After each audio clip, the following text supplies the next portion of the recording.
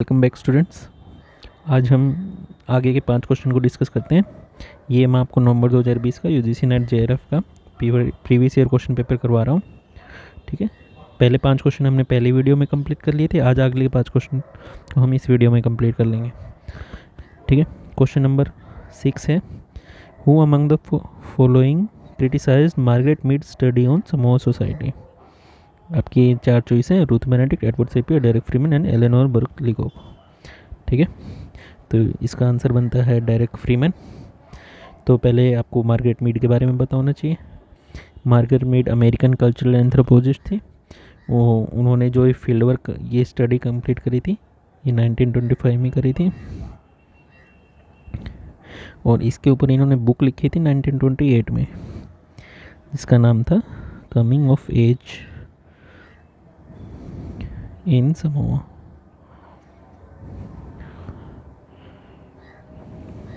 ठीक है, इसमें क्या हुआ था कि इस बुक के अंदर इन्होंने लिखा था कि कैसे चिल्ड्रंस वहाँ पे रेज किए जाते हैं, कैसे उनकी एजुकेशन मिलती है, उनका डांस क्या है, डेवलपमेंट ऑफ पर्सनैलिटी कैसी होती है, कैसे वुमेन्स जो हैं जो एक राइवलरी होती है यंग वुमेन और मैच्योर्ड वुमेन में, और सेक्स रिलेशंस कैसे होते हैं। जनरली इनका ओपन सेक्स रिलेशन के बारे में इन्होंने बात करी थी। कि इसके साथ साथ उन्होंने एक कंपैरिजन किया था कि जो अडोलसेंस वाली एज है वो समोआ सोसाइटी का comparison with American adolescence among the girls. तो उन्होंने पाया कि जो समोआ सोसाइटी में गर्ल्स हैं वो कंपैरेटिवली मोर फ्रीडम एक्वायर करती हैं, उनके पास ज़्यादा फ्रीडम है उनके इनकल्चरेशन में कंपेयर टू अमेरिकन।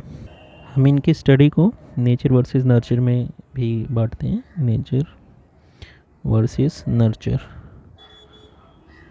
इस कैटेगरी के अंडर स्टडी कर सकते हैं। दरअसल इसमें इन्होंने 2 टाइप्स के सेक्स रिलेशंस के बारे में बात करी थी, एक्सक्लूसिवली 2 टाइप्स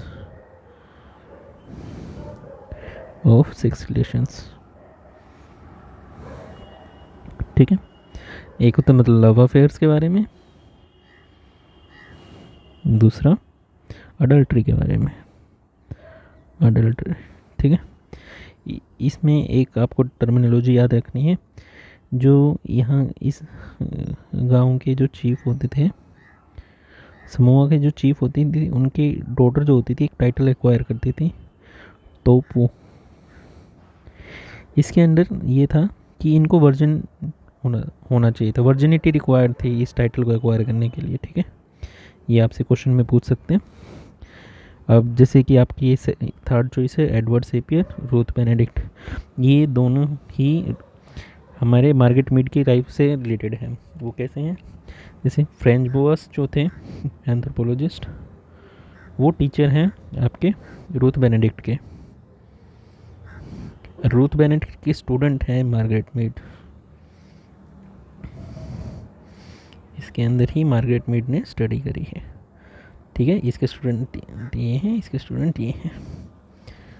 और जो रूथ बेनेडिक्ट के फ्रेंड हैं उनका नाम है, ये फीमेल है, ठीक है, ये मेल है, ये फीमेल है। रूथ बेनेडिक्ट के एक फ्रेंड होते हैं, उनका नाम है एडवर्ड सेपियर।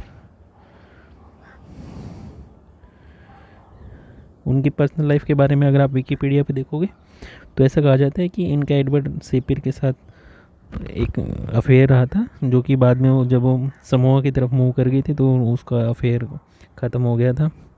लेकिन इसका फिर उनके पीछे एक रीज़न इन्होंने जो दिया था वो था कि ये थोड़े कंजर्वेटिव थॉट्स थे इनके मैरिजेस के से रिलेटेड, इसलिए मार्गरेट मीड ने उनसे अलग हो गई थी। बाद में वैसे मार्गरेट मीड ने टोटल 3 शादियाँ करी थी। वो वैसे कहीं आपसे पूछा नहीं जाएगा कि कितनी शादियाँ करी थी, फिर भी। और एक ऐसा भी बोला जाता है कि जब रूथ बेनेडिक्ट का और मार्गरेट मीड के बीच थोड़ा सेक्सुअल टाइप का रिलेशन भी था, ये हम पता चलता है उनकी डॉटर ने जब उनके ऊपर जो उनकी लेटर्स थे, उनके जो रूथ बेनेडिक्ट और मार्गरेट मीड के बीच लेटर्स का जो कम्युनिकेशन होता था, उन्होंने उनको पब्लिक डोमेन में डाला। जब ये 2000s की बात है, 2007 के आसपास की। लेकिन कभी मार्गरेट मीड ने खुद से ये नहीं कहा कि हम ये लेस्बियन होती थी। ठीक है, ये बस एक आपको पर्सनल उससे कंपैरिजन करने के लिए, ताकि आपको ये याद रहे कि हाँ, कि आपका ये तीनों आपस में रिलेटेड है, ठीक है। रूथ बेनेडिक्ट जो है, रूथ बेनेडिक्ट के बारे में आपको बताऊं, रूथ बेनेडिक्ट 1887 में पैदा हुई थी और 1948 में इनकी हार्ट अटैक से डेथ हो गई थी। इससे जब इनको हार्ट अटैक आया उससे 2 महीने पहले ये प्रोफेसर की पोस्ट पे प्रमोट हो गई थी, लेकिन उनको सडन हार्ट अटैक की वजह से ये एक्सपायर हो गई थी। रूथ बेनेडिक्ट आपके काफ़ी इम्पोर्टेंट फीमेल एंथ्रोपोलॉजिस्ट हैं। इन्होंने जो एक इनकी काफ़ी फेमस बुक है पैटर्न्स ऑफ कल्चर, ठीक है, रूथ बेनेडिक्ट की है पैटर्न्स ऑफ कल्चर 1934 में। एक मैंने आपको पिछली वीडियो में जब हम क्वेश्चन कर रहे थे उसमें भी मैंने आपको बताया था रूथ बेनेडिक्ट के बारे में, ठीक है, कि इन्होंने ये आपका क्वेश्चन नंबर, अगर आप उसको रिकॉल कर सकते हो, क्वेश्चन नंबर 6 में था, नहीं सॉरी क्वेश्चन नंबर 2 में आया था, जूनी से रिलेटेड पेब्लो जूनी जो इन्होंने स्टडी करी थी न्यू मैक्सिको में। तो मैं आपको रिकॉल करवा देता हूँ कि इन्होंने 3 small scale pre industrialise societies पे स्टडी करी थी, प्री इंडस्ट्रियलाइज सोसाइटीज़ पे स्टडी करी थी, ठीक है। एक था आपका पेब्लो जूनी, ये न्यू मैक्सिको में था। क्वाकितल जो आपका वैंकुवेला आइलैंड में पैसिफिक नॉर्थ वेस्ट में पड़ते हैं, क्वाकितल्स। और एक था दोबू जो ये न्यू गिनी में है, ठीक है, उसके कल्चर के बारे में बात करी थी इन्होंने। और एक इनकी रूथ बेनेडिक्ट की काफ़ी फेमस बुक है the chrysanthemum and the sword के नाम से, द क्राइसैंथेमम, ये प्लांट का नाम है, क्राइसैंथेमम एंड स्वॉर्ड। ये बुक इन्होंने पब्लिश करी थी 1946 में आफ्टर वर्ल्ड वॉर। दरअसल उस टाइम क्या था, ट्रैवल रेस्ट्रिक्शंस थी, तो ट्रैवल रेस्ट्रिक्शन के बाद होने के बावजूद भी तो ये वहाँ ये इसमें जो स्टोरी है स्वॉर्ड, इसमें जापान के कल्चर के दिखाने के लिए किया। क्राइसैंथेमम एंड स्वॉर्ड के बारे में बात करें, जो जैपनीज़ होते हैं, इस बुक में ऐसे लिखा है कि जैपनीज़ वैसे तो काफ़ी सॉफ्ट नेचर के हैं, यानी कि वो अपनी इमोशंस को काफ़ी अंदर तक रखते हैं, लेकिन जब उन्होंने जैपनीज़ प्रिजनर के बारे में देखा, और जब वैसे सबको पता है कि कितनी क्रूल्टी होती थी जैपनीज सोल्जर्स के द्वारा जो नॉर्मल सिविलियंस पे हैं, या जो लैंड उन्होंने एक्वायर कर लिए, तो इसी चीज़ को स्टडी करने के लिए उन्होंने जैपनीज़ प्रिजनर्स ऑफ वॉर से काफ़ी स्टडी डाटा कलेक्ट किया।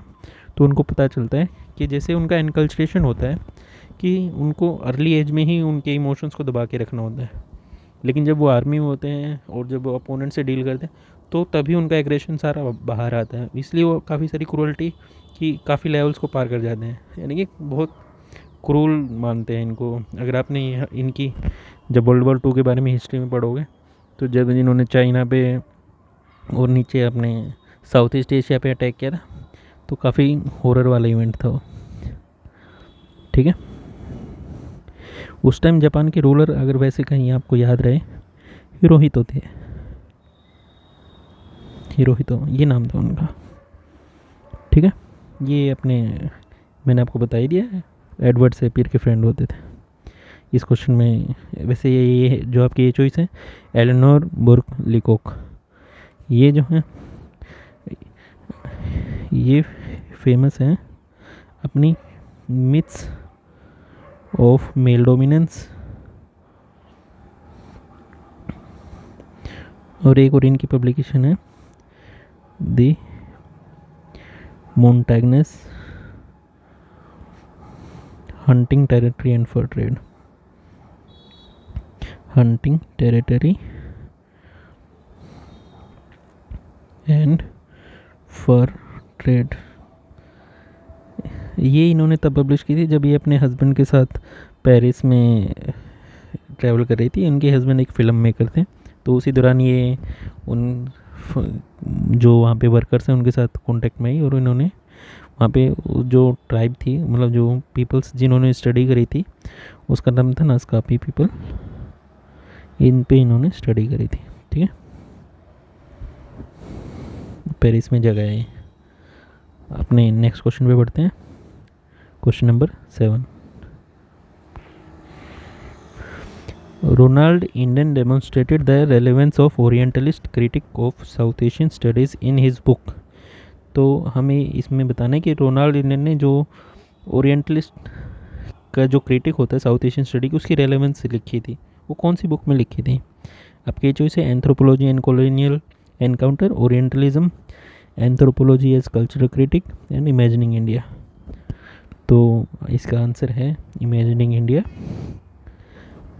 तो ये ओरिएंटलिज्म होता क्या है?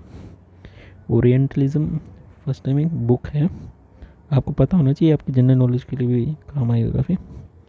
ओरिएंटलिज्म ये 1978 में एक बुक में कॉन्सेप्ट आया था। एडवर्ड डब्ल्यू सेड, ये इनकी बुक लिखी थी, उसमें ये कॉन्सेप्ट था। ये टर्म इन्होंने यूज़ करी थी, ये काफ़ी क्रिटिकल कॉन्सेप्ट है कि ऐसे लोगों को डिस्क्राइब करने के लिए जो कंपैरेटिवली ईस्ट में रहते हैं और उनको पोर्ट्रेल किया जाता है, ऐसे पोर्ट्रे किया जाता है कि वो सोसाइटी, वो पीपल, ये जो Asia, north Africa, middle east, ये सारे लोग क्या हैं जो थोड़े से बैकवर्ड टाइप के लोग हैं, उनको दिखाने के लिए ये ओरिएंटलिज्म वर्ड यूज़ किया जाता है। ठीक है, ये आपके जो रोनाल्ड इंडन है, ये इंडोलॉजिस्ट हैं। इंडोलॉजिस्ट होते हैं जो साउथ ईस्ट एशियन कंट्रीज़ को स्टडी करते हैं, उनके कल्चर्स को स्टडी करते हैं, इंडोलॉजिस्ट। ठीक है, तो वैसे अमेरिका के थे। तो इन्होंने क्या किया था कि ये बुक आई थी जो इन्होंने एडवर्ड डब्ल्यू सेपियर ने बुक लिखी थी, ओरिएंटलिज्म। इस idea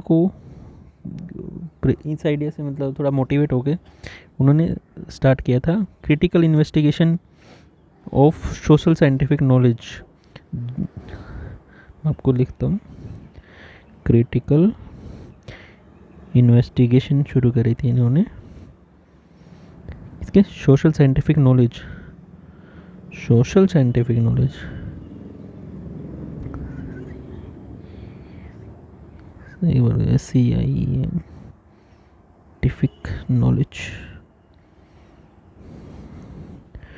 which was shaped by the colonial conditions of its production. ठीक है, कि कॉलोनियल कंडीशंस की वजह से सोशल साइंटिफिक नॉलेज कैसे डेवलप होती है, उसका एक क्रिटिकल इन्वेस्टिगेशन इन्होंने शुरू करी थी।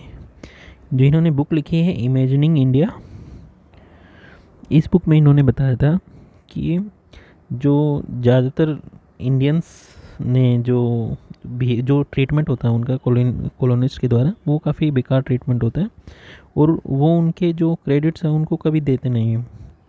कि जो उनका इम्पोर्टेंट रोल था, उनके जो अमेरिकन्स हैं या जो कॉलोनिस्ट हैं, उनके सोशल वर्ल्ड की डेवलपमेंट में जो उन्होंने इंटेलिजेंटली और एक रैशनल रोल प्ले किया था, उसको वो कभी उनको मतलब क्या बोलते हैं उसको, सम्मानित नहीं किया, ये लगा लो क्रेडिट नहीं देते, हाँ माफ़ कीजिएगा, कभी उन्होंने क्रेडिट नहीं दिया था। ठीक है, ये जो आपका है नेक्स्ट जो एंथ्रोपोलॉजी एंड कॉलोनियल एनकाउंटर, ये आपके काफ़ी फेमस हैं। 1973 में एक ऑथर है तलाल असद के नाम से, तलाल असद, ये सऊदी अरेबिया से बिलोंग करते हैं।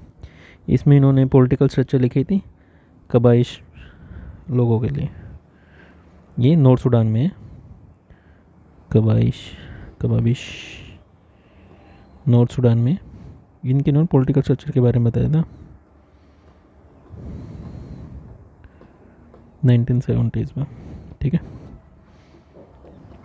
ये जो आपकी एंथ्रोपोलॉजी एज कल्चरल क्रिटिक, ये बुक लिखी थी आपकी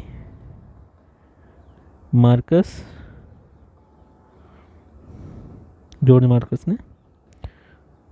मार्कस ने और मिशेल फिशर ने, ठीक है। दरअसल क्या हुआ था, इन्होंने कैसे बताया था कि ये 1904 में एक वर्ल्ड फेयर हुआ था सेंट लुइस में, सेंट लुइस वर्ल्ड फेयर हुआ था, ठीक है। उसमें इगोर मैन को, ये एक इगोर मैन जो फिलीपींस से इगोर मैन को एज एक मॉडल, एक एग्जिबिनिस्ट की तरह ले आए थे।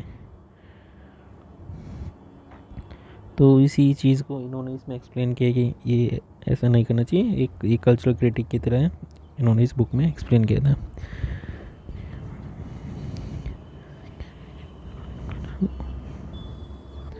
ठीक है, आपकी चार चॉइस को मैंने एक्सप्लेन कर दिया।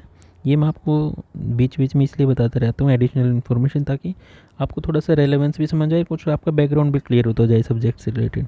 वैसे हम इसके कंप्लीट डिटेल पढ़ेंगे जब हम एमए एंथ्रोपोलॉजी की इग्नू की कंप्लीट यूनिट वाइज स्टडी करेंगे, ठीक है। नेक्स्ट क्वेश्चन पे बढ़ते हैं। आपका क्वेश्चन नंबर 8 है, which of the following factors is significant in traditional Indian society.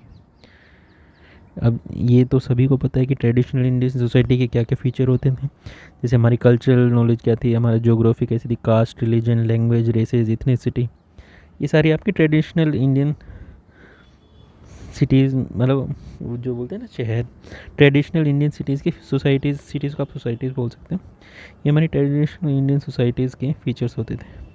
क्योंकि आज मॉडर्न डे शहर अलग होते थे, उस टाइम अलग होते थे, ठीक है।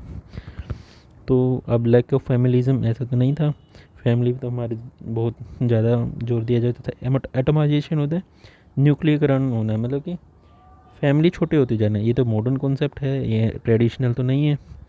प्रिंसिपल ऑफ हायरार्की, हाँ ये हमारी ट्रेडिशनल है कि हमारे कैसे प्रॉपर्टी के, जैसे हमारी कैसे हेरिडेटरी होती है, और कैसे परिवार जो फैमिली में सबसे बड़े होते हैं कैसे उनको अथॉरिटी ज़्यादा होती है। तो ये प्रिंसिपल है कि हमारी ट्रेडिशनल इंडियन सोसाइटी का एक फीचर है। फॉर्मलाइजेशन, ये भी अभी मॉडर्न कॉन्सेप्ट है, ठीक है। तो इसका आपका आंसर बन जाएगा सी। नेक्स्ट है आपका question number 9, the post modern anthropologist such as George Marcus, जो अभी मैंने इनकी आपको पीछे बुक बताई थी, जॉर्ज मार्कस ने जो बुक लिखी थी जिसमें ये इगोर रोटमैन को ले आए थे एंथ्रोपोलॉजी एज कल्चर क्रिटिक, वही जॉर्ज मार्कस है, ठीक है। ये पोस्ट मॉडर्न एंथ्रोपोलॉजिस्ट हैं जॉर्ज मार्कस, मिशेल फिशर, इन दोनों ने मिलकर बुक लिखी थी। रिनेटो जोल्टो, जो मैंने आपको फर्स्ट क्वेश्चन में जिनके बारे में बताया था, पॉल रेनबो, इन्होंने ये पूछा कि ये इन्होंने किस चीज़ के बारे में बात करी थी, ठीक है। आपकी पहली चॉइस है एक्सपेरिमेंटल एथनोग्राफीज, सेकंड है अदरिंग पीपल, थर्ड है होल कल्चर्स, फोर्थ है फंक्शनलिस्ट रिवॉल्यूशन। ये टाइपिंग एरर है, रिवॉल्यूशन है। तो आपका इसका आंसर बन जाएगा एक्सपेरिमेंटल इथनोग्राफीज, ठीक है। ये एक्सपेरिमेंटल इथनोग्राफी होता क्या है, इसमें क्या होता है कि इथनोग्राफर्स जो आपकी इथनोग्राफी प्रिपेयर होती हैं उसका एक ऐसा इंस्ट्रूमेंट की तरह ट्रीट किया जाता है कि जहाँ पे बहुत सारे लोग इकट्ठे आके एक कोलैबोरेशन में प्रोड्यूस करते हैं काफ़ी नॉलेजफुल वर्क या स्टडी, ताकि एक एंथ्रोपोलॉजिकल प्रॉब्लम को सोल्व किया जा सके। यानी कि एंथ्रोपोलॉजिकल प्रॉब्लमेटाइजेशन को सोल्व करने के लिए, उससे रिलेटेड हमको नॉलेज क्रिएट करने के लिए, डाटा क्रिएट करने के लिए हमको डिफरेंट एक्सपेरिमेंट्स करने पड़ते हैं। ऐसा एक इसी पर्पज़ से एक ऐसा एनवायरनमेंट क्रिएट किया जाता है जहाँ पे लोगों से क्वेश्चन पूछा जाए, सर्वे तैयार किया जाता है, वो आता है आपका इथनोग्राफिक एक्सपेरिमेंटेशन के अंदर, ठीक है। जो जॉर्ज मार्कस हैं इन्होंने एक्सप्लोर किया था इथनोग्राफिक एक्सपेरिमेंटेशन इन फील्ड वर्क। जो आपके पॉल रेनबो हैं इन्होंने रिवील किया था कि कैसे experimental become a distinctive articulation of empirical works, कि ये कैसे अपना शेप करता है कि collaboration between observation, participation and experiments between different factors of the knowledge production, ठीक है। तो ये है एक्सपेरिमेंटल इथनोग्राफी। जो अदरिंग पीपल क्या होता है, ये तो सब आपको पता भी होना चाहिए कि इसका मतलब होता है कि अदर की तरह ट्रीट करना। जैसे हम एंथ्रोपोलॉजी में अस वर्सेस देम का कॉन्सेप्ट पढ़ते हैं कि इसमें क्या होता है कि लोगों को ऐसे डिफाइन किया जाता है कि जो हम हैं सुपीरियर हैं और जो अदर पीपल हैं उन्हीं को ही अदरिंग पीपल बोला जाता है। जो अदर पीपल हैं वो थोड़े से सोशली सबॉर्डिनेट हैं हमसे। तो इस प्रोसेस को कंप्लीट करने के लिए जनरली 2 स्टेप्स फॉलो किए जाते हैं। आपका फर्स्ट स्टेप है कैटेगराइजेशन। अदरिंग पीपल में 2 स्टेप्स फॉलो किए जाते हैं। आपका फर्स्ट है कैटेगराइजेशन। इसमें हम क्या करते हैं कि उनको कैटेगराइज एक ग्रुप सा बना देते हैं कि जो हमारे प्री कंसीव्ड डिफरेंसेस हैं उनके बेस पे, जैसे कि स्किन कलर हो गया, जेंडर हो गया, रिलीजन के बेस पे, सेक्स के बेस पे या इथनिसिटी के बेस पे, उनको फर्स्ट हम कैटेगराइजेशन करेंगे। सेकंड स्टेप में हम क्या करते हैं, उनको आइडेंटिफाई करते हैं कि वो हमसे इन्फीरियर हैं, identifying them as a inferior to us, मतलब एक तरह का सुपीरियरिटी कॉम्प्लेक्स खुद के अंदर रखना। ये जनरली यूरोपियन और वेस्टर्न वर्ल्ड में काफ़ी फेमस है। ठीक है। फंक्शनलिस्ट इवोल्यूशन, ये जब आप फंक्शनलिज्म के बारे में पढ़ोगे तो ये कंप्लीट टॉपिक है, ये आपको उस टाइम डिस्कस किया जाएगा। ठीक है। तो इसका आंसर बन जाएगा एक्सपेरिमेंटल इथनोग्राफीज। नेक्स्ट है आपका question number 10, which among the following is sub division, ये मिसप्रिंट हो गया, माफ़ कीजिएगा। Which among the following is a sub division of clan. ठीक है।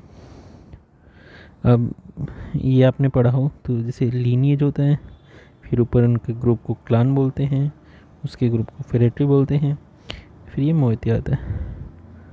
ठीक है। लीनिएज क्या होता है? लीनिएज होता है कि जब हम अपनी डिसेंट को किसी नॉन एंसेस्टर से ट्रेस कर पाते हैं, नॉन एंसेस्टर होता है इसमें। ठीक है। और क्लान क्या होता है? जब हमारे एंसेस्टर जो होता है अननोन होता है। जैसे आपने सुना भी होगा कि लोग, ये दरअसल ह्यूमन एंसेस्टर्स के बारे में बात हो रही है कि ये नॉन एंसेस्टर है या आपका अननोन एंसेस्टर है। अब ये फ्रेटरी क्या होती है? ये फ्रेटरी को आप एक तरह से ट्राइब की तरह ट्रीट कर सकते हो। ठीक है। कि ग्रुप ऑफ क्लान्स जब इकट्ठे देखे जाते हैं तो उनको फ्रेटरी बोलते हैं, और ग्रुप ऑफ फ्रेटरीज को क्या बोलते हैं? मोइती बोलते हैं। ठीक है। लीनिएज में आपने देखा होगा जब हमारे नॉन एंसेस्टर हैं तो ये 3 तरीके से देखे जा सकते हैं। मदर की साइड से मैट्री लीनिएज, फादर की साइड से पैट्री लीनिएज, और जब दोनों की साइड से पेरेंट्स हो तो एमबी लीनिएज बोलते हैं उसको। ठीक है।